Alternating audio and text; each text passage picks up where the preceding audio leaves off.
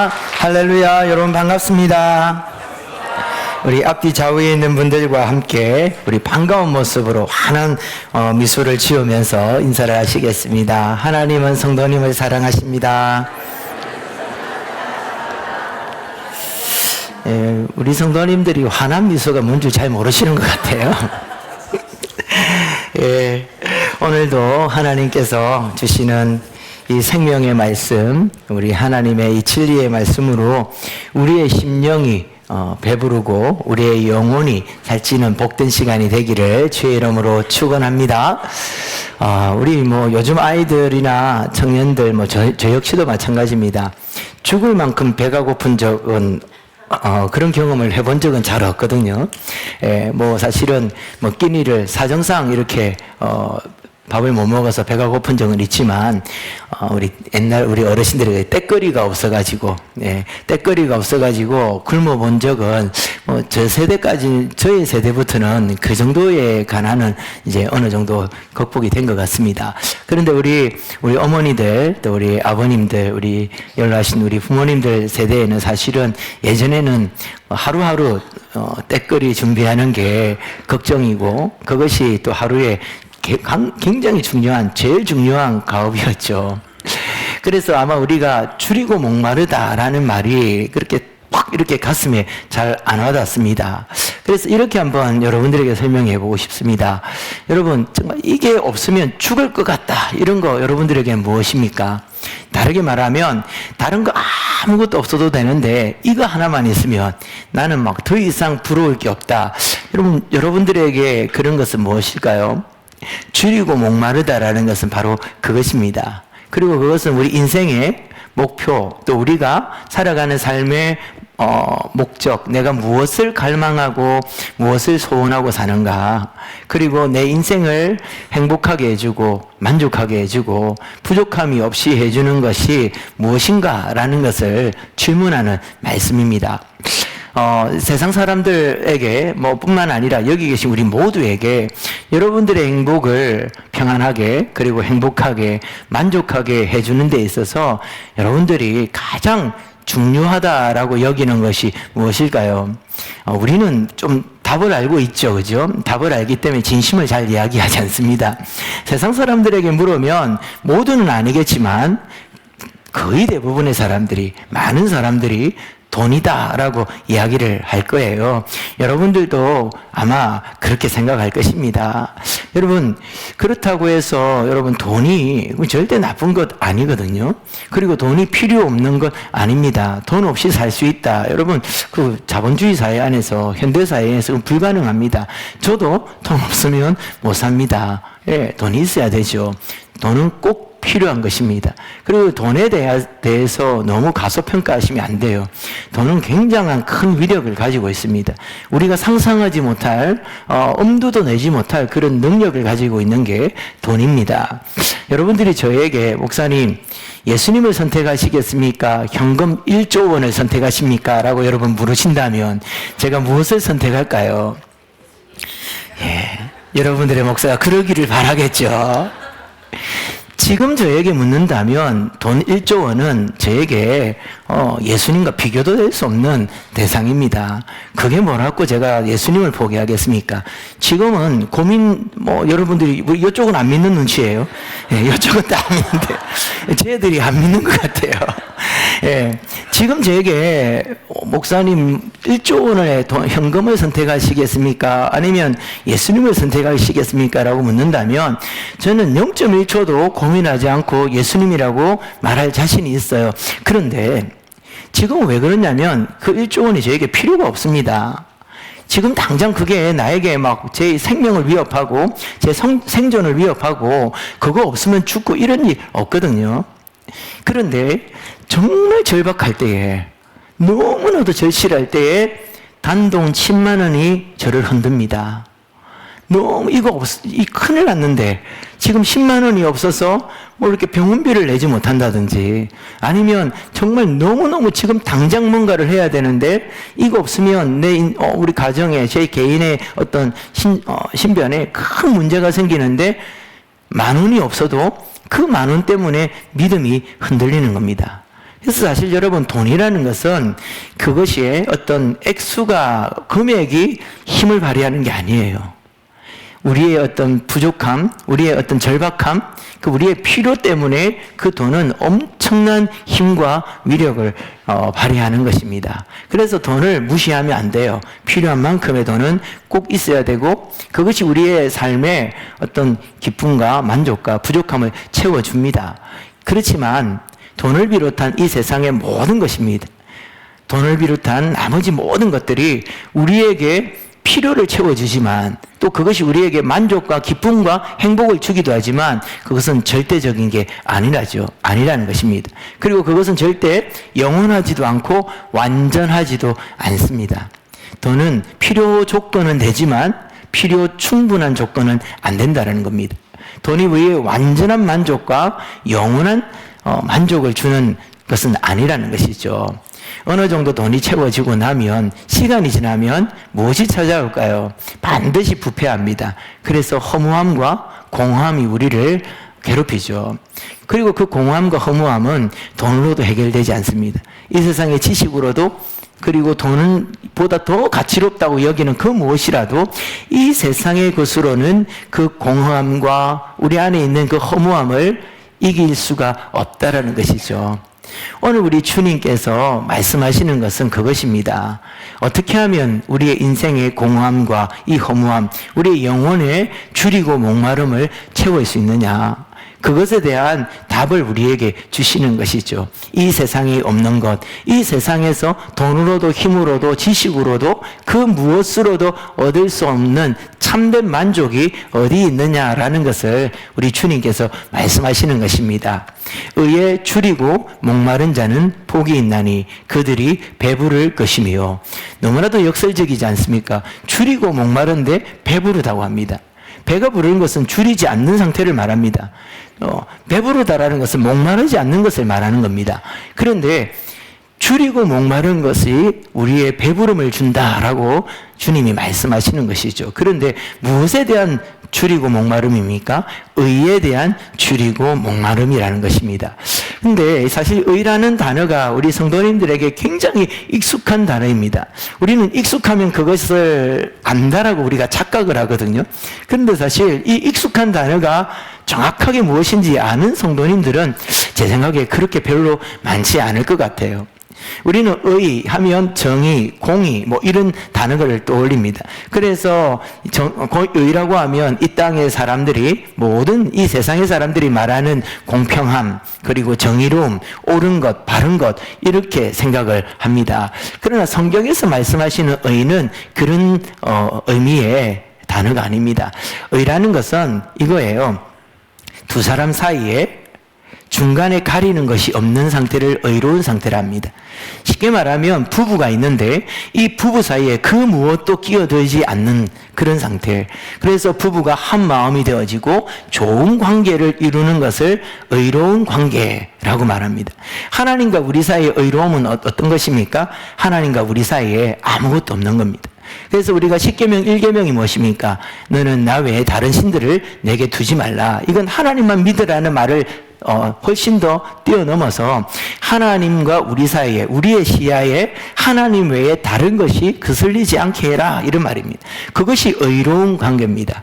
그래서 하나님과 우리 사이에 이 의로운 관계라는데, 좋은 관계를 의로운 관계라는데, 이것을 위해서 우리는 무엇을 지켜야 되죠? 하나님의 말씀을 지켜야 됩니다.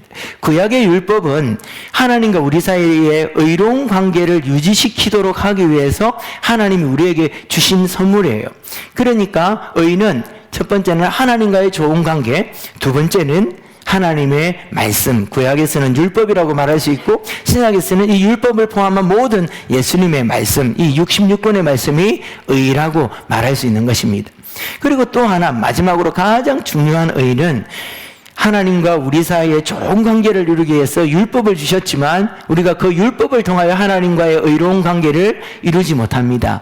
그래서 하나님께서 무엇을 선택하셨죠?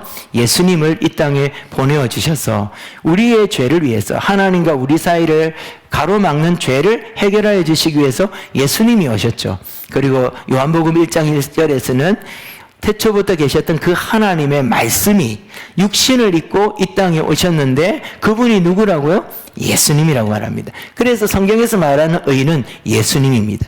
그래서 여러분들이 성경을 읽다가 의라는 단어가 나오면 그 의 대신에 예수님을 거기에 대입시켜 가지고 읽으면 100% 아니 200% 정확한 해석이 되어질 수 있습니다. 그래서 오늘 우리가 읽은 이 말씀도 이렇게 읽을 수가 있겠죠. 예수님으로 인하여 배고프고 목마른 자는 복이 있나니 그들이 영원히 배부를 것이며 라고 읽을 수가 있는 것입니다. 자, 의라는 것이 그렇다면 그러면 의에 줄이고 목마르다라는 것, 예수님에 대해서 줄이고 목마르다라는 것은 어떤 의미고 어떻게 살아가는 사람들을 말하는 것일까요? 오늘 저는 여러분들과 함께 그것에 대해서 두 가지를 함께 나눠보려고 합니다. 첫 번째, 의에 줄이고 목마르다라는 것은 예수님을 알기를 그리고 예수님을 닮아가기를 간절히 바라는 사람이 의에 줄이고 목마른 사람입니다. 방금 전에 말씀드린 것처럼 이 세상과 이 세상의 것은 우리에게 영원한 만족을 절대로 주지 못합니다. 이 세상과 이 세상의 것이 아무리 많고 아무리 좋다 할지라도 이 세상과 이 세상의 것, 돈을 비롯한 지식과 힘과 권력과 이 땅의 어떤 육체의 쾌락, 그 모든 것들을 아무리 많이 가진다 할지라도 절대 극복하지 못하는 하나가 있습니다. 그것이 무엇일까요? 사망입니다. 돈이 많다고 죽음을 벗어날 수 없습니다. 지식이 많다고 해서 죽음을 벗어날 수 없습니다. 힘과 권력이 있어도 사망을 극복할 수 없는 것이죠. 그런데 여러분, 우리가 죽음이라는 것은 죽어야만 경험하는 게 아니에요. 살아있는 동안에도 우리가 죽음을 경험할 때가 있습니다. 왜냐하면 이 사망이라는 것은 사망의 증상들을 나타내거든요. 제일 흔한 증상이 질병입니다. 그리고 또 하나, 질병이라는 것은 우리가 육체로 겪는 사망의 증상이지만 우리의 마음과 영혼이 겪는 사망의 증상이 있는데 그것이 허무함과 공허함입니다. 마음의 허무함과 공허함은 우리가 살아있는 동안에 경험하는 사망입니다. 그래서 여러분, 이 허무함과 공허함이 너무 깊고 그것에서 벗어나지 못하는 것을 오늘 우리 시대 현대사회에서는 우울증이라든지 정신과에서 다루는 그런 질병이죠. 그 사람들의 끝이 어떻습니까? 결국 죽지 못해 살거나 또 극단적인 경우에는 그것을 견디지 못하여서 스스로 목숨을 끊는 일들을 우리가 많이 보고 있지 않습니까? 돈이 있으면 행복할 것 같고 돈만 있으면 부족함이 없을 것 같았는데 그렇게 돈이 많은 사람들이 어느 순간 허무함과 공허함을 느낍니다. 그래서 다른 즐거움과 다른 만족을 추구하죠. 그리고 그것은 또 다른 허무함과 공허함을 가져오게 되고 그래서 약에 중독이 되든지 또는 술에 중독이 되든지 이 땅의 쾌락에 중독이 되든지 그렇게 살다가 더 이상 그 허무함과 공허함을 극복하지 못한 사람들은 극단적인 선택을 하기도 하는 것입니다. 이처럼 여러분, 이 허무와 공허, 이것을 우리가 굉장히 추상적인 것 같지만 우리 모두에게 가장 위협적인 그런 질병으로 죽음의 증상으로 우리를 공격하는 것들입니다. 여러분, 이것을 극복할 수 있는 방법은 무엇일까요? 허무함과 공허함, 이것은 어릴 때부터 우리에게 나타나요. 모든 인류가 죽음을 안고 살기 때문에 죽음이라는 이 죽음에 대한 이 증상은 나이를 불문하고 나타나는 것입니다. 어떻게 극복할 수 있을까요? 그것은 죽음을 이기신 분만으로만 극복이 되어지는 것입니다. 예수님의 십자가와 부활은 무엇을 의미하는 것입니까? 예수님께서 부활하심으로 죽음을 이기신 겁니다. 죽음을 이겼다라는 것은 이 죽음에 대한 증상도 다 이겼다라는 것이죠. 죽음을 이겼다라는 것은 질병과 그리고 허무와 공허함이 가지고 있는 이 힘도 이 부활의 능력으로 극복하고 이길 수 있다라는 것이에요. 누가복음에 보면 한 부자가 나옵니다. 여러분들이 잘 아는 이름 삭개오라는 사람입니다. 이 사람은 자신의 안에 있는 허무와 이 공허함을 이겨내기 위해서, 극복하기 위해서 두 가지를 추구했습니다. 하나는 돈이었고 하나는 힘이었습니다. 그리고 그는 모든 사람들이 부러워할 만한 많은 재물을 모았습니다. 그래서 어느 순간 그것으로 만족감을 누렸죠. 그리고 사람들에게 비록 욕을 먹고 사람들에게 비난을 당한다 할지라도 세리장이라는 이 지위와 권력은 그 당시에 엄청난 힘을 발휘할 수 있는 특권을 누리는 그런 지위였어요. 힘을 가졌고 지위를 가졌습니다. 그것으로 자신의 인생은 허무함에서 벗어날 것 같았고 만족과 기쁨과 행복한 삶을 살 수 있을 것 같았습니다. 그런데 어떻습니까? 시간이 지나니까 그에게도 변함없이 찾아옵니다. 허무함과 공허함이 그를 공격해오는 것이죠. 자기가 가지고 있는 돈으로 해결이 안 되는 겁니다. 자기가 가지고 있는 힘으로 해결이 안 되는 겁니다. 돈을 가지고 술을 마셔보고 온갖 이 세상의 쾌락들을 다 누려봐도 채워지지 않는 배고픔과 채워지지 않는 목마름을 그가 느꼈던 것입니다. 그런데 이 허무와 이 공허라는 것이 꼭 나쁜 것만은 또 아니에요. 왜냐하면 이 허무함과 공허함은 이 세상의 한계를 느끼게 하여 하나님께로 우리의 시선을 돌리기 때문입니다. 삭개오라는 사람이 이 땅에 있는 돈과 재물과 힘으로 다 될 줄 알았는데 그것으로 되지 않으니까 그의 시선을 예수님께로 돌립니다. 아무리 채워도 채워지지 않는 그의 영혼의 배고픔, 아무리 마셔도 해결되지 않는 그의 영혼의 목마름을 가지고 있을 때에 그가 예수님의 소식을 들었습니다. 예수님의 소문이 보통 때 같았으면 귀에 들리지 않았을 거예요. 그런데 이 허무함과 공허함으로 몸부림치며 크게 고통하고 있을 때에 예수님의 소문은 그에게 복음으로 들렸던 것이죠. 그래서 그는 시선을 예수님께로 돌립니다. 그리고 그 예수님을 보기 위해서 그 예수님을 알고 싶어서 나무 위로 기어 올라갔던 것이죠. 그리고 예수님은 그의 목마름과 그의 배고픔을 아시고 찾아가 그에게 영원히 목마르지 않는, 영원히 배고프지 않는 하늘의 복을 그에게 주었던 것입니다. 사랑하는 성도 여러분, 여러분들은 무엇에 목마르고 무엇에 배고픕니까? 점심시간 다 돼가니까 목사님 빨리 마치시죠. 배가 고파 죽겠습니다. 그런 표정이신데 우리는 무엇에 배가 고플까요? 무엇에 목마를까요? 혹시 여러분들은 돈 때문에 배고프십니까? 이 땅의 지식에 목마르십니까? 힘과 권력을 추구하고 이 땅에 있는 많은 사람들이 누리는 편안함과 안락함, 그것들에 여러분들의 모든 인생을 걸고 달려가고 있습니까? 그 길의 끝에 무엇이 있을까요? 많은 인생들이 보면서도 까먹습니다. 앞에 달려간 사람들이 그 마지막 끝에서 얼마나 허무해하고 얼마나 고독해하고 얼마나 공허해하면서 죽어갔는지를 알면서도 우리는 그 길을 똑같이 따라가고 있습니다. 사랑하는 성도 여러분, 무엇이 진정으로 우리의 마음을 흡족해하며 영원히 목마르지 않는 만족으로 인도하는 것입니까? 바로 예수님입니다. 예수로 충만한 사람, 그 사람들은 영원히 목마르지 않고 영원히 배고프지 않을 것입니다. 요즘 제가 찬송을 늘 좋아하지만 특별히 제 귀에 많이 들리고 제 마음에 큰 감동을 주는 몇 가지 찬송이 있는데 그 중에 한 찬송이 충만이라는 찬송이에요. 여러분들도 다 알고 좋아하실 겁니다. 예수로 충만하네. 그 앞뒤 가사는 제가 잘 몰라요. 그것만 딱 압니다. 왜냐하면 그 가사가 정말 제 마음이어서 그래요.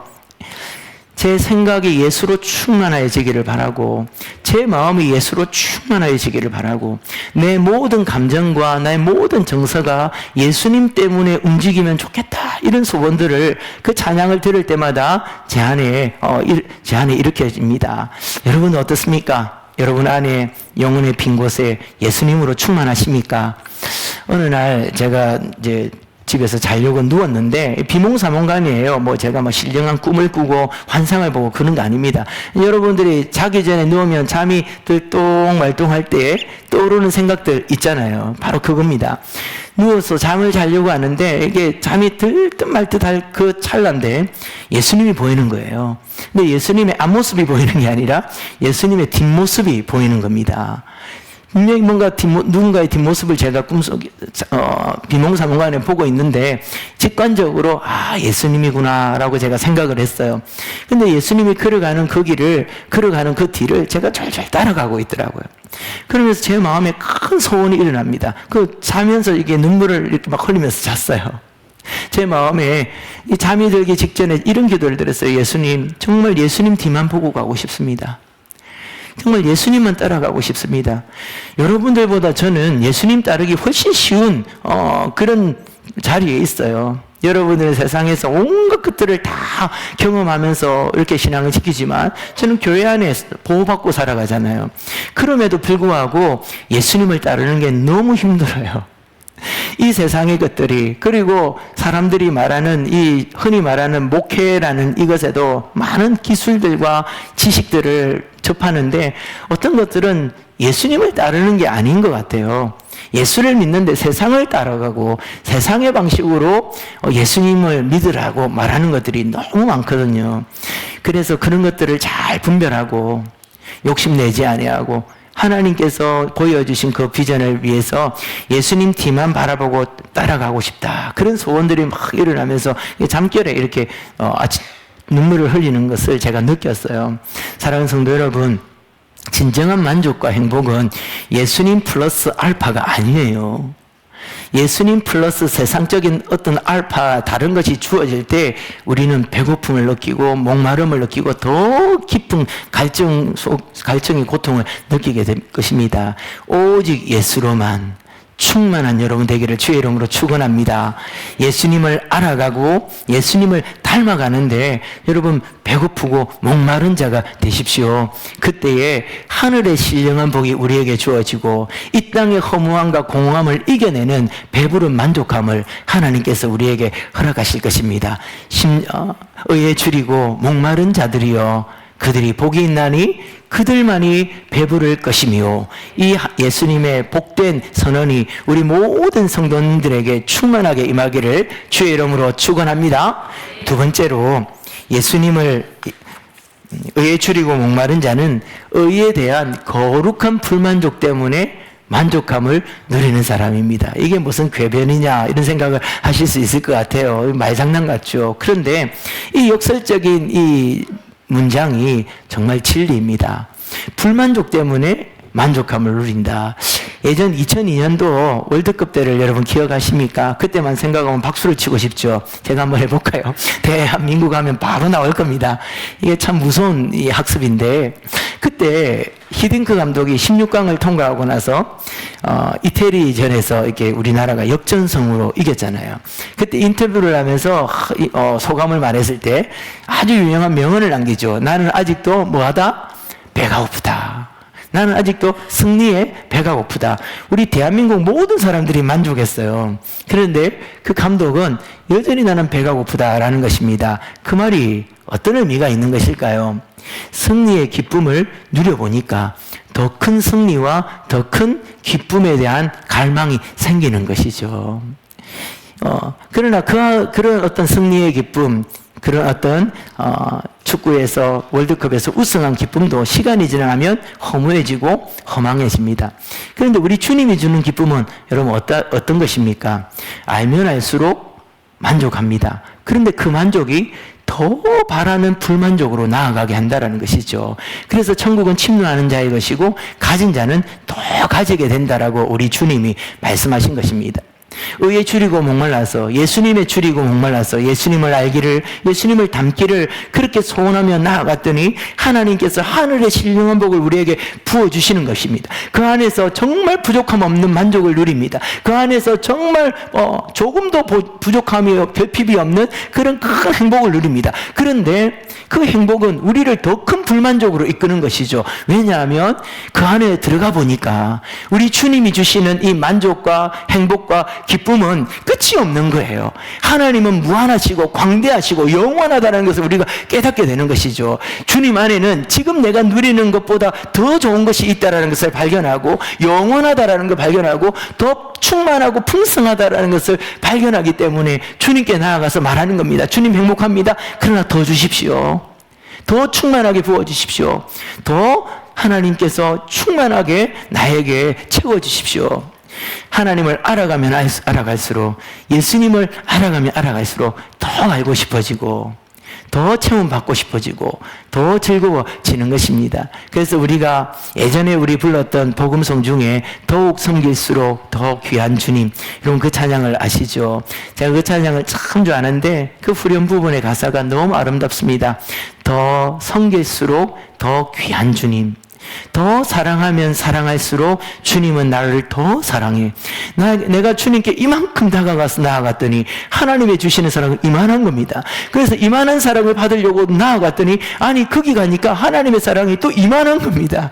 이만한 사랑을 경험해서 나아갔더니 거기에는 무한대의 하나님의 사랑이 있는 것입니다. 그래서 그 끝에서 성도들은 어떻게 고백합니까? 하늘을 두루마리 삼고 바다를 먹물 삼아도 그 크신 하나님의 사랑 다 기록할 수 없겠네. 그 무한대의 사랑 안에서 누워 하나님을 찬양하고 또 더 큰 사랑을 그리워하며 그 거룩한 불만족 속에서 기뻐하는 것이 성도의 축복이고 성도의 기도라는 것이죠. 다윗 왕이 시편 23편을 노래하면서 이렇게 말합니다. 여호와는 나의 목자시니 내게 부족함이 없으리로다. 그는 하나님이 나의 왕이 되시고 하나님이 나의 목자가 되시는 이것 때문에 이 땅에서의 조금도 결핍과 어떤 부족함도 느끼지 못하는 영원히 배부른 그 만족을 느끼는 거예요. 푸른 초장에서도 쉴만한 물가에서도 또 사망의 음침한 골짜기에서도 그는 배부름과 만족감을 느낍니다. 원수의 목전에서도 하나님이 부어 차려주시는 그 밥상과 하나님께서 부어주시는 그 성령의 기름으로 내 잔이 넘치나이다. 더 이상 부족함과 더 이상 바랄 것이 없습니다 라고 만족하는 것 같아요. 그런데 그의 마지막 고백이 무엇입니까? 주의 선하심과 인자하심이 반드시 나를 따르리니 내가 여호와의 집에 영원히 살리로다. 그는 평생 동안 하나님이 부어주시는 그 의로 예수의 은혜로 하나님의 은혜로 배부르고 충만한 삶을 누렸어요. 그러면 더 이상 내가 여한이 없다 이게 맞잖아요. 그런데 그의 인생의 마지막을 바라보면서 다윗의 고백은 이겁니다. 내가 평생의 주의 선하심과 내가 평생의 하나님의 인자하심으로 만족함을 누렸고 여호와는 나의 목자시니 부족함이 없습니다 라고 고백했지만 하나님의 이 풍성한 은혜는 여기가 끝이 아님을 내가 압니다. 그래서 아버지의 집에 들어가서 이 영광스럽고 이 풍성하고 완전한 하나님의 사랑을 내가 영원히 누리기를 원합니다. 그래서 내가 아버지의 집에 영원히 살겠습니다. 그렇게 고백하는 것이죠. 우리 성도님들이 이 땅을 살아가는 동안에 우리 특별히 어머니 아버님들이 이제 연세가 많이 드시면 고백하는 거 하나님 신실하십니다. 평생에 하나님 나와 함께 하신 거 감사합니다. 그렇게 하면서도 무엇을 바라보죠? 천국을 바라보잖아요. 왜 그렇습니까? 이게 다가 아닌 걸 알거든요. 하나님의 은혜와 하나님의 그 풍성함은 이 세상에서 우리가 충분히 누렸지만 이게 다가 아니고 끝이 아니고 또 남아있다는 걸 압니다. 그것이 저 천국에서 영원토록 조금의 부족함도 없는 그 영광스러운 그 은혜와 그 복과 그 행복과 기쁨을 누릴 것을 알기 때문에 더 나아가게 되는 것이죠. 그래서 거룩한 불만족을 가진 자들이 영원한 만족으로 나아가고 또 이 만족은 또다시 우리에게 하나님의 것을 더 바라게 만드는 거룩한 불만족을 느끼게 한다라는 것입니다. 사랑하는 성도 여러분, 참 부족함이 많고 바랄 것이 많은 세상을 살아가고 있습니다. 이번 한 주간도 그렇게 살아오셨죠. 또 한 주간은 우리 그렇게 살아가야 될 것입니다. 한 주간 무엇을 바라고 사셨습니까? 무엇에 배고프고 무엇에 목말라 하며 살아오셨습니까? 또 앞으로 내일부터는 우리는 무엇에 배고프고 무엇에 목마르며 살아갈 것입니까? 이 땅의 그 어떤 것으로도 우리의 허무함과 공허한 마음을 채울 수 없습니다. 오직 의에 줄이고 목마른 자만이 영원한 배부름을 누리고 영원한 행복과 기쁨과 만족을 누리게 될 것입니다. 예수님을 알아가고 예수님을 닮아가는데 줄이고 목마른 자들이 되기를 주의 이름으로 축원합니다. 그것으로 인하여 우리 주님을 더욱더 바라는 거룩한 불만족으로 우리 하나님 앞에 나아가시는 우리 모든 성도님들 되시기를 주의 이름으로 축원드립니다. 우리 말씀을 기억하시면서